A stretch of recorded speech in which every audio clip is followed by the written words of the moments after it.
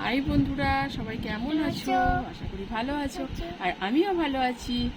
এই দেখো আমার বাড়ির পাশে মানে বাইরের পরিবেশটা প্রচণ্ড মেঘ করে আছে। বৃষ্টি হলো একটু আগে, যদিও আবার বৃষ্টি হবে মনে হচ্ছে, বিদ্যুৎ চমকাচ্ছে। প্রচণ্ড মেঘ করে অন্ধকার করে রয়েছে। তো ভাবলাম রান্নাবান্না কমপ্লিট হয়ে গেছে, তো ভাবলাম বসে বসে একটু ভিডিওটা করি।